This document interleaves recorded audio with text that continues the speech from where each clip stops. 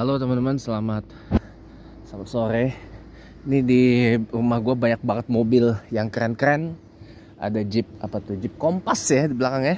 Jeep Kompas, terus VW Golf R berapa nggak tahu. Ini Alphard yang Transformer yang edisi grill mengakin gede, hybrid lagi. And itu trim tertingginya Alphard di Indonesia. Karena Alphard AH40 kok AH40? Iya AH40 yang di belakang kastanya turun, jadi kasta yang di bawah,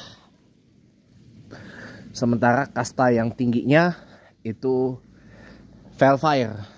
Iya, nah too bad Velfire di sini hanya ada satu varian dan satu pilihan mesin, yaitu varian Executive Launch yang bermesin 2500 cc hybrid, teman-teman.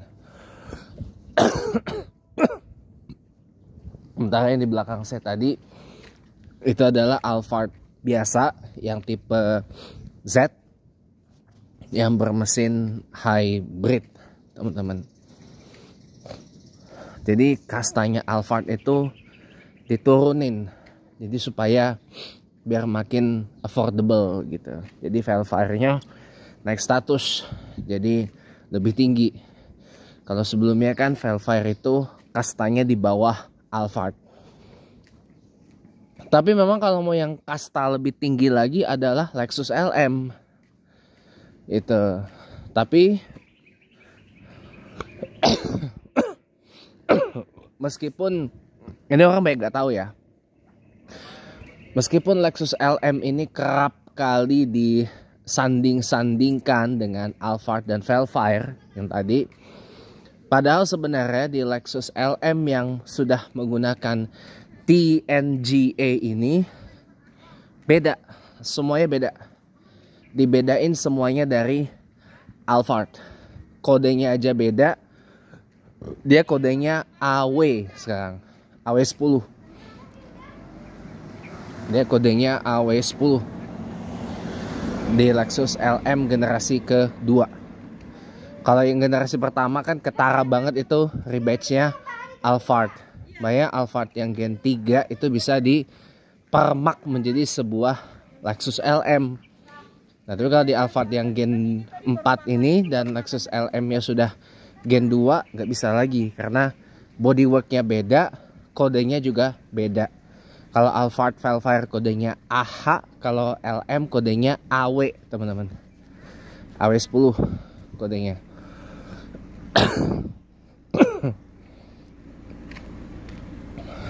Jadi itu. Nah, jadi beda lah intinya. Memang kastanya memang lebih tinggi Lexus LM. Tapi for your information ya, Lexus LM itu sekarang sudah berada di dunia yang lain. Sudah tidak lagi berkerabat dengan Alphard dan Velfire sebenarnya. Tapi dia sudah berada di dimensi yang lain gitu loh. Makanya kenapa Lexus LM itu bisa lebih panjang dari Alphard dan Velfire. Alphard dan Velfire itu kan panjangnya cuma 4,9 meter, ya kan? Lexus LM 5,1 meter panjangnya. Jadi sudah berada di dunia yang lain gitu loh.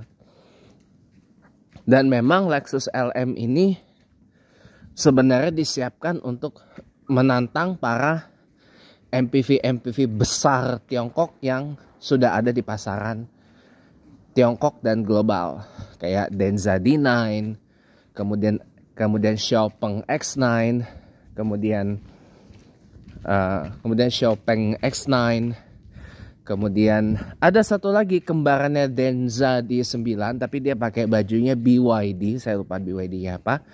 Hongqi H9, kemudian yang paling besar Wei Kaoshan atau Wei G9 atau Wei 80 ya. Itu yang paling besar. Konon katanya sudah siap untuk dirakit secara complete knockdown di Malaysia. Gitu. Cuma sayang sekali kita tidak, kok ini baru informasi sementara ya. Konon katanya kita tidak mendapat yang spek paling besar dari Gaoshan, dari Wei Gaoshan. Jadi yang disebut Wei G9 di Malaysia itu kan sejak diperkenalkan di Shanghai Motor Show ya, Shanghai Auto Show, Wei Gaoshan yang tadinya hanya ada 2 pilihan wheelbase dipisah jadi 3 dan nomenklaturnya masing-masing berbeda. Kalau short wheelbase namanya Gaoshan 7, itu dimensinya nggak jauh berbeda dengan Alphard, beda tipis, dia panjangnya cuma 5 meter, 5095 tepatnya. Kemudian Gaoshan 8 yang di tengah-tengah. Nah, ini yang dirakit di Malaysia, yang panjangnya 5,28 meter dan wheelbase-nya 3,1 meter, lebih panjang dari Alphard. Dan ini lebih panjang juga dari Denza D9 dan sedikit lebih pendek dari Xiaopeng X9 yang panjangnya 5293 mm.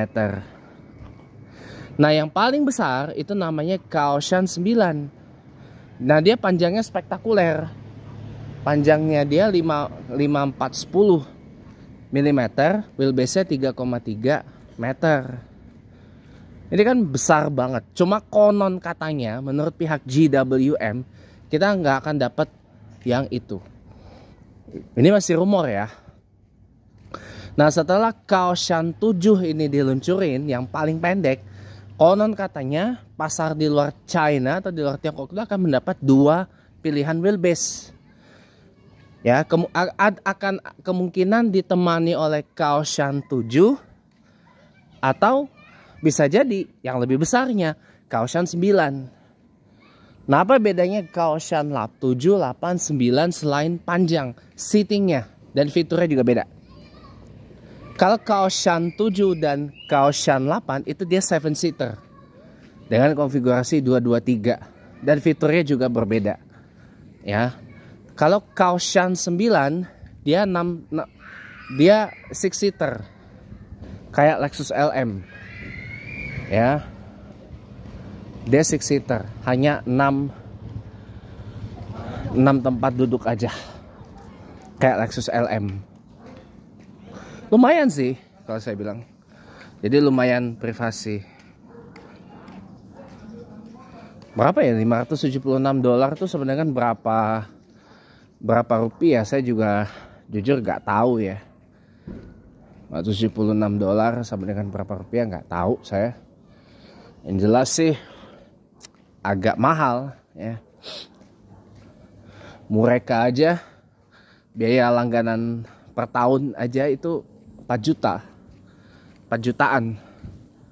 Terus apa Suno dia per bulan yang model baru 400, hampir 500-an lah, 500 ribuan per bulan.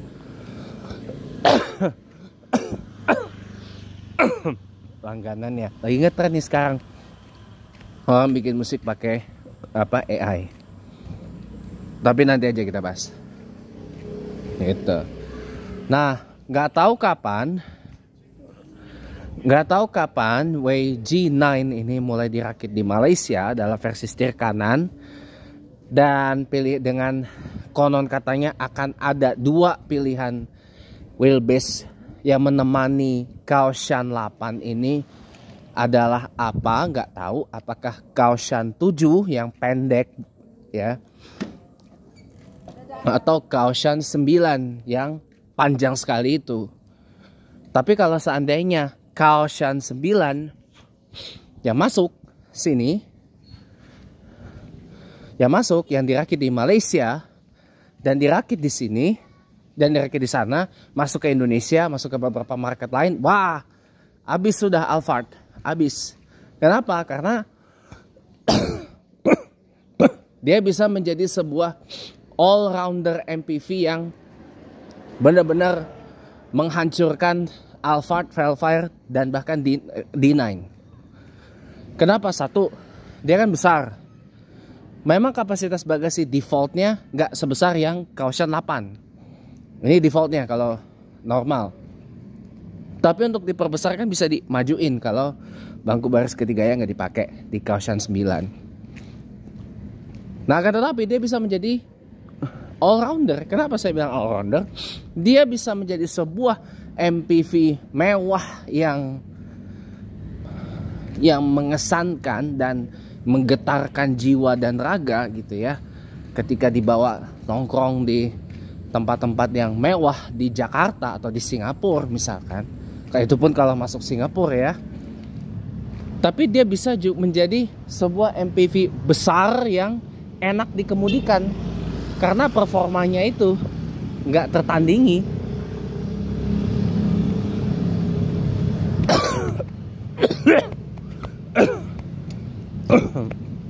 Karena performanya nggak tertandingi.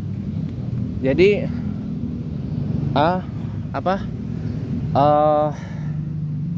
maka daripada itu saya sih coba bilang bahwa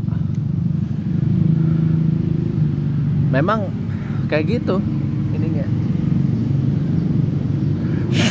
Coba bayangin sebuah MPV besar dengan panjang 5 meter lebih bisa menembus 100 km per jam dalam waktu 5 detik teman-teman. Ya 5, sekian detik lah, bukan 5 detik pas ya. 5, sekian detik. Di bawah 6 detik loh. 0-100 km per, karena dia plug-in hybrid by default. Dan dia juga all wheel drive by default. Jadi kenapa performanya begitu mengesankan? Udah kayak supercar malah. Kayak gitu. Jadi itu udah kayak sports car banget gitu loh. Impresif memang. Saya akui memang GWM ini bikin hybrid yang impresif gitu loh. Bayangin aja, saya nyetir mobil sebesar tank 500 saja, itu udah kayak sports car banget gitu loh.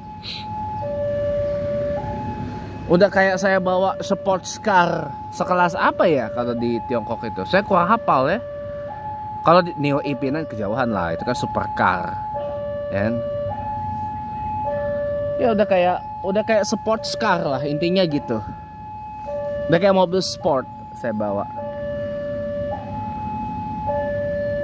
Ya kalau dengan seharga itu mungkin kayak Porsche 911 Turbo S lah. Gitu. Walaupun dia tidak hybrid ya. Itu impresif banget sih. Dan mobil kayak gitu bukan untuk diajak irit-iritan. Salah kalau Anda menanyakan, irit gak mobilnya? Kalau mau irit mah mobil biasa aja. Jangan mobil yang kayak gitu. Gitu loh. Dan performa tank 500 defaultnya itu hanya bisa ditandingi oleh mobil-mobil modifikasi. Kayak Pajero Sport modifikasi, Fortuner modifikasi, Terra modifikasi, Everest modifikasi, Innova, Kijang Innova modifikasi, ya, Mu X modifikasi gitu. Itu baru bisa nandingin performanya. Mau itu yang 500 hybrid atau 500 yang plug-in hybrid, yang High 4T dan High 4Z. Nah, itu bisa tuh. Udah.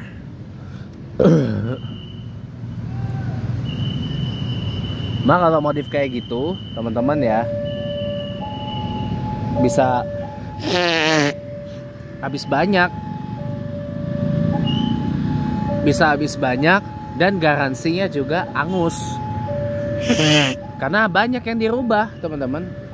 Komponen elektrikal, komponen permesinan, komponen macam-macam dan seterusnya berubah gitu loh.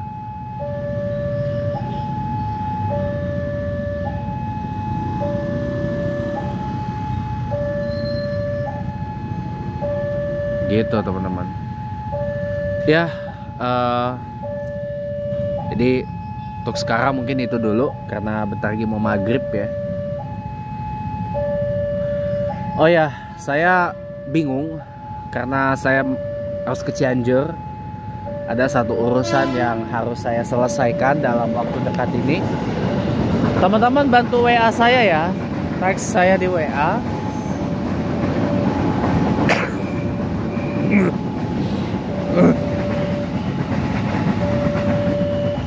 Enaknya saya pergi ke Cianjur itu naik bis apa dan jam berapa?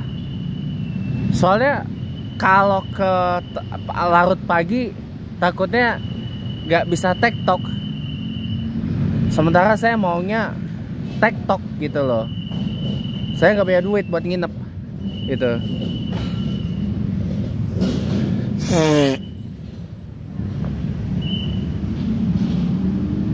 Jam berapa ya? Bantu saya teman-teman ya.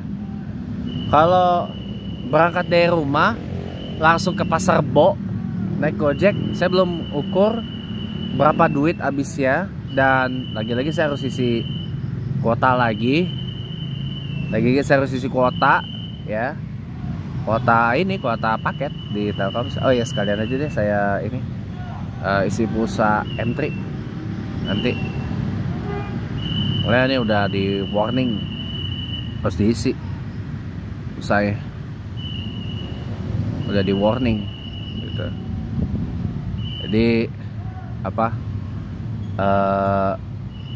kasih tahu saya aja ya, kasih tahu saya kuota berapa yang kira-kira bisa bagus lah ya untuk ini nanti Rabu. Gak tahu Selasa apa Rabu enaknya ya. Mungkin Selasa aja kali ya, karena saya kan lahir hari Selasa malam Rabu ya kan. Jadi kayak ada urusan lah yang harus saya selesaikan. Jadi kalau udah selesai urusan mah tenang saya gitu. Apa urusannya ya Anda nggak perlu tahu lah. Itu urusan saya, urusan pribadi saya, jadi Anda nggak perlu tahu ya. Paling nggak nanti outputnya aja lah yang Anda tahu tuh ya. Lain ini ya nggak usah ya. Makasih ya teman-teman ya. Saya mau ke musola Polsek Sanggaran dulu. Sampai jumpa. Wassalamualaikum warahmatullahi wabarakatuh, dan sampai bertemu lagi dalam video-video saya yang lain.